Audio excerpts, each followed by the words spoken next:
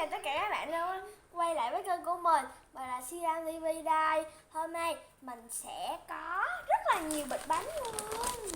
Chủ đề là Doraemon.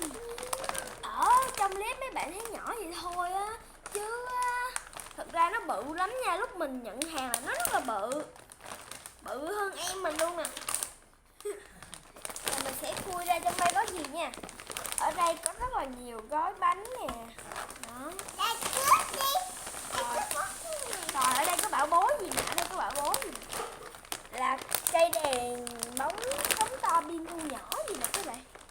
Mình cũng không biết cho lắm. Mình không rành được về Doraemon. Đây là cái bịch gì nè.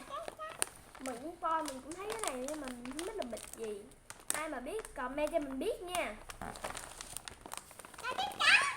Rồi bây giờ mình sẽ cắt ra nha. Nó bự lắm luôn á. À đây. Đây mình có kéo màu xanh luôn nha. Cái này biết cái nào không? Chị không biết cái này luôn. Rồi chị Nga cũng chả biết luôn á. Chị không biết cái này rồi. Chị không biết cái này. Các trời không biết đâu. Rồi thì khi nào ăn rồi biết. Ui trời nó nhiều lắm luôn á. Nó nhiều lắm. Rồi mình đổ đây.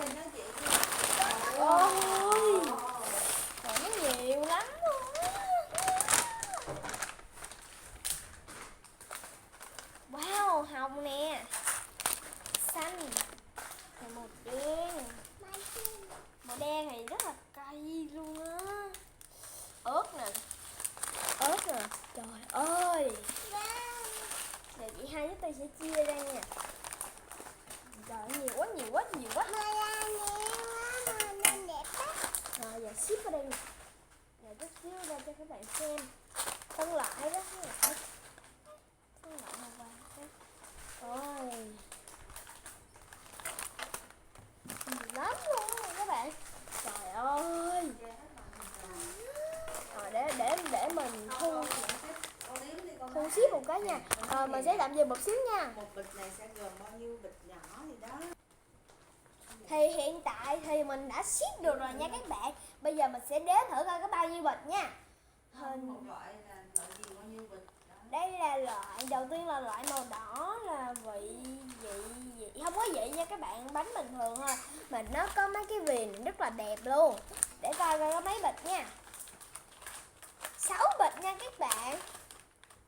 Rồi tới bịch màu hồng. Màu hồng là không có vị luôn. Nó hình mấy cái cây này nè. Đây là mì, dạng mì. Đúng vị. Cái này là rét sò, cái này là mì.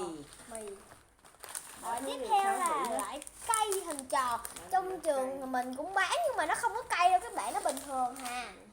Tiếp theo là cái này cũng là mì luôn nha các bạn. Theo như mì cà ri nè. mình thấy là màu vàng 6 bịch nè. Màu đen 6 bịch luôn. Màu hồng 6 bịch. Màu đỏ 6 bịch. Nhưng riêng cái màu xanh thì nó rất là nhiều. 2, 4, 6, 8, 10, 12 bịch luôn nha các bạn. Gấp 2 lần. Đây. Tại vì sao biết không? Tại vì cái bịch nó màu xanh. Tại vì cái bịch nó màu xanh nên bánh nó cũng phải màu xanh nó mới nhiều. Trời ơi nó rất là bự luôn. Lúc đầu mình cứ tưởng là mấy cái bịch quay lại.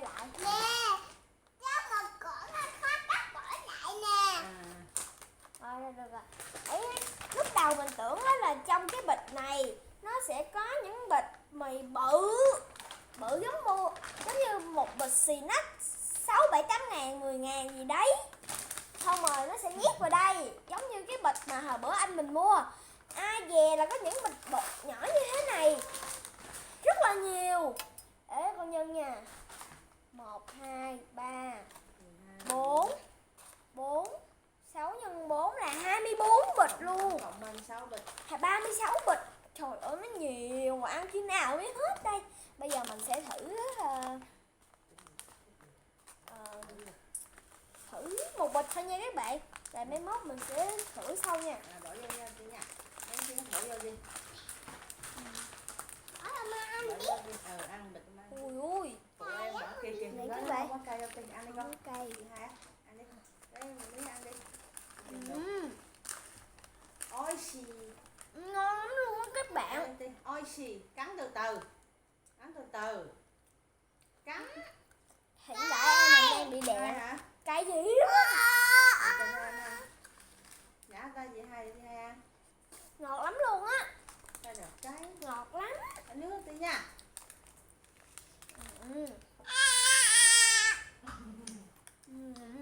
Ngon quá.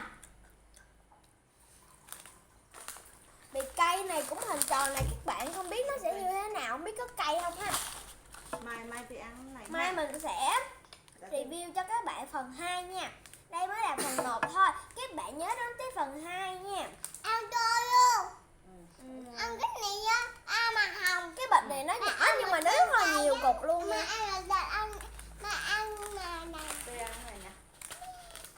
Mỗi Mai phần ăn ha. thì 2 giờ ăn. mình sẽ Có gì Mai ăn. review 2 bịch. Có Bỏ vô nghĩa đi. là mình sẽ có 2, 4, Bỏ vô đi con, bỏ hết vô đi. 2. Bỏ hết vô. Là mình có 3 phần nha các bạn. Các bạn nhớ theo dõi nha. Mỗi ngày mình sẽ ra một phần. Nó bỏ trên đây nè. Bỏ vô hết đi. Và mỗi ngày mình sẽ review 2 bịch. Và ngày mai mình sẽ 2 bịch này. Và mai mốt mình sẽ review 2 bịch này. Và video của mình đến đây cũng kết thúc rồi. Tại bây giờ là tối rồi, 10 giờ mấy rồi thì mẹ mình lướt Facebook thấy nên là mẹ mình mua cho mình nha. Rồi bây giờ thì mình chúc các bạn ngủ ngon. Bye bye các bạn. Chúc các bạn ngủ ngon nha. Nếu như các bạn thấy video hay thì hãy nhấn một like, một chia sẻ và nhớ đăng ký và bấm vào cái chuông để khi mình ra video mới thì các bạn xem được đầu tiên nha.